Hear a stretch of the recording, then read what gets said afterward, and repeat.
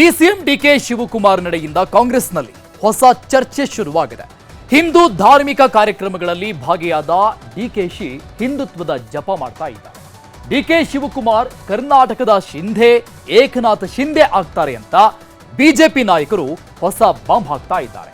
ಅದೆಲ್ಲ ಸುಳ್ಳು, ಡಿಕೆಶಿ ರಕ್ತದಲ್ಲೇ ಕಾಂಗ್ರೆಸ್ ಇದೆ ಅಂತಿದ್ದಾರೆ ಕೈ ನಾಯಕರು.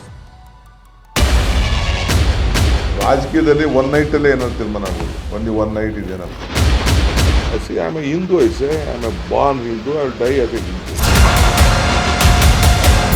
ಕಾಂಗ್ರೆಸ್ನಲ್ಲಿ ನಡೆಯುತ್ತಿರುವ ಕುರ್ಚಿ ಕದನದ ಮಧ್ಯೆ ಡಿಕೆ ಶಿವಕುಮಾರ್ ಹಿಂದೂ ಜಪ ಮಾಡ್ತಿರೋದು ರಾಜ್ಯ ರಾಜಕೀಯದಲ್ಲಿ ಸಂಚಲನ ಸೃಷ್ಟಿಸಿದೆ. 4 ದಿನಗಳ ಹಿಂದೆ ದೆಹಲಿಗೆ ಹೋಗಿ ಬಂದಿದ್ದ ಡಿಕೆ ಶಿವಕುಮಾರ್ ಸ್ವಪಕ್ಷ ವಿರೋಧಿಗಳ ವಿರುದ್ಧ ಸಿಡಿಗುಂಡು ಹಾರಿಸಿದ್ರು. ನಾನೇ ಅಧ್ಯಕ್ಷ, ಮನೆಯಲ್ಲಿ ಕೂರೋಕಾಗತ್ತಾ ಅಂತ ಗುಡುಗಿದ್ರು. ಮುಂದಿನ ಚುನಾವಣೆ ನನ್ನ ನೇತೃತ್ವದಲ್ಲೇ ನಡೆಯುತ್ತೆ ಅಂತಲೂ ಹೇಳಿದ್ರು. ರಾಜಕೀಯದಲ್ಲಿ ಒಂದು ನೈಟ್ನಲ್ಲಿ ಏನು ಬೇಕಾದ್ರೂ ತೀರ್ಮಾನ ಆಗ್ಬೋದು ಅಂತ ಹೊಸ ಬಾಂಬ್ ಸಿಡಿಸಿದ್ರು. ಕಾಂಗ್ರೆಸ್ನಲ್ಲಿನ ಇತ್ತೀಚಿನ ಬೆಳವಣಿಗೆ ಡಿಕೆ ಶಿವಕುಮಾರ್ ಬಿಜೆಪಿ ಸೇರುವ ವದಂತಿ ಹಬ್ಬಿಕೊಳ್ತು. ಇದರ ಮಧ್ಯೆ ಇಷ್ಟು ದಿನ ಹಿಂದುತ್ವದಿಂದ ದೂರ ಉಳಿದಿದ್ದ ಕನಕಪುರ ಬಂಡೆ ಏಕಾಏಕಿ ಹಿಂದೂ ಜಪ ಮಾಡ್ತಿರೋದು ಚರ್ಚೆಗೆ ಗ್ರಾಸವಾಗಿದೆ.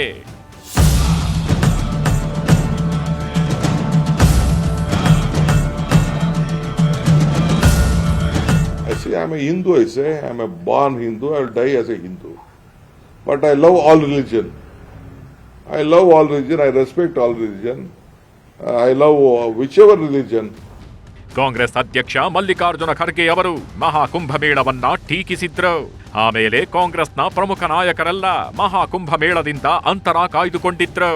ಆದ್ರೆ ತಲೆ ಕೆಡಿಸಿಕೊಳ್ಳದ ಡಿಕೆಶಿ ಮಹಾಕುಂಭಮೇಳಕ್ಕೆ ಹೋಗಿ ಬಂದ್ರು. ಹಿಂದೂ ಆಗಿ ಹುಟ್ಟಿದ್ದೇನೆ, ಹಿಂದೂ ಆಗಿಯೇ ಸಾಯ್ತೀನಿ ಅಂದ್ರು.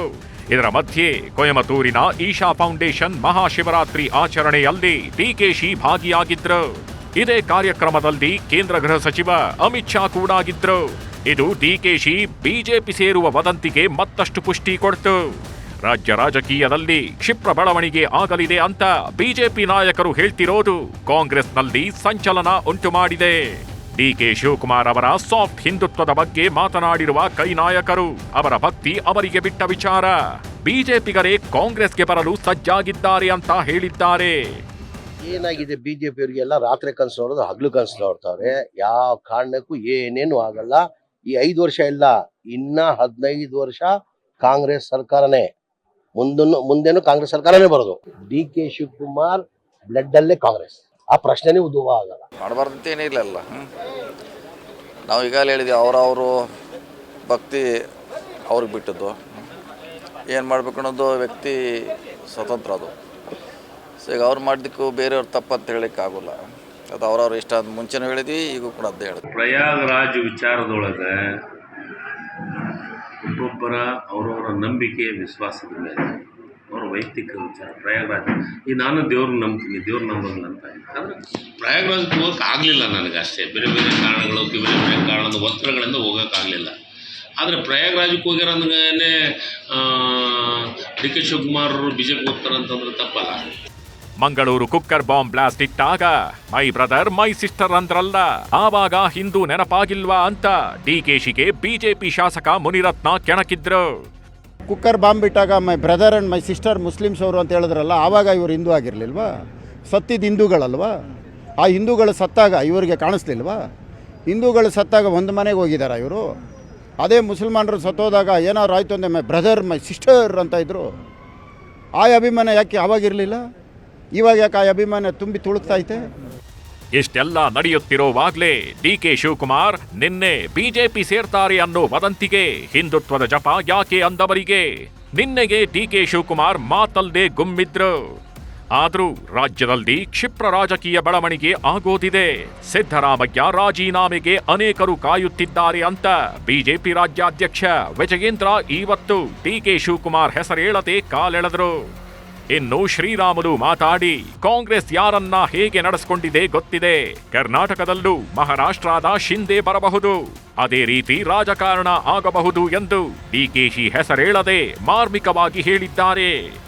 ಆದ್ರೆ ಒಂದಂತೂ ಸತ್ಯ, ರಾಜ್ಯದ ಆಡಳಿತ ಪಕ್ಷದಲ್ಲಿ ದಿನೇ ದಿನೇ ಮುಖ್ಯಮಂತ್ರಿ ಸ್ಥಾನಕ್ಕೆ ಪೈಪೋಟಿ ಹೆಚ್ಚಾಗ್ತಾ ಇದೆ.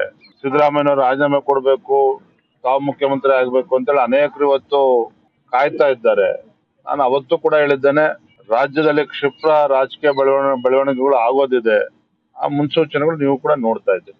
ಬಹುಶಃ ಕರ್ನಾಟಕದಲ್ಲಿ ಕೂಡ ಆ ರೀತಿ ಏನನ್ನ ಯಾವ ರೀತಿಯಲ್ಲಿ ಮಹಾರಾಷ್ಟ್ರದಲ್ಲಿ ಏಕನಾಥ್ ಶಿಂದೆ ಅವರದು ಪರಿಸ್ಥಿತಿ ಅಂದ್ರೆಗಿನ ಏಕನಾಥ್ ಶಿಂದೆ ಅವರದು ಯಾವ ರೀತಿಯಲ್ಲಿ ಒಂದು ಕ್ಷಿಪಣಿಯಾದಂಥ ಬದಲಾವಣೆಗಳಾಯಿತು, ಆ ರೀತಿಯನ್ನ ಡೆವಲಪ್ಮೆಂಟ್ ಆಗ್ಬೋದು ಅನ್ನೋಂಥದ್ದು ನಮ್ಮೆಲ್ಲರೂ ಕೂಡ ಒಂದು ರೀತಿ ಎಲ್ಲೋ ಒಂದು ಕಡೆ ನಮಗೆ ಕಾಣ್ತಾ ಇದೆ. ರಾಜ್ಯ ಕಾಂಗ್ರೆಸ್ ಪಕ್ಷದಲ್ಲಿ ಕುರ್ಚಿಗೆ ಹೆಚ್ಚು ಮಹಾತ್ಮೆ, ಅಧಿಕಾರ ಹಂಚಿಕೆ ಒಪ್ಪಂದ ಆಗಿದೆ ಅಂತ ಖುದ್ದು ಡಿಕೆ ಶಿವಕುಮಾರ್ ಅವರೇ ಹೇಳಿದ್ರು. ಆಮೇಲೆ ಪಕ್ಷದೊಳಗೆ ನಡೆದ ರಾಜಕೀಯ ಕ್ರಾಂತಿಗಳು, ಸಿದ್ದರಾಮಯ್ಯ ಬಣದವರ ಮಾತುಗಳು, ಹಿರಿಯ ಸಚಿವರುಗಳ ಆಕ್ರೋಶದ ನುಡಿಗಳು ಡಿಕೆ ಶಿವಕುಮಾರ್ ಅವರನ್ನ ತಣ್ಣಗಾಗುವಂತೆ ಮಾಡಿತ್ತು. ಆದ್ರೆ ಡಿಕೆ ಶಿವಕುಮಾರ್ ತಾಳ್ಮೆಯೇ ಅವರ ಕನಸಿಗೆ ಅಡ್ಡಿಯಾಗ್ತಿದೆ ಅನ್ನಿಸ್ತು.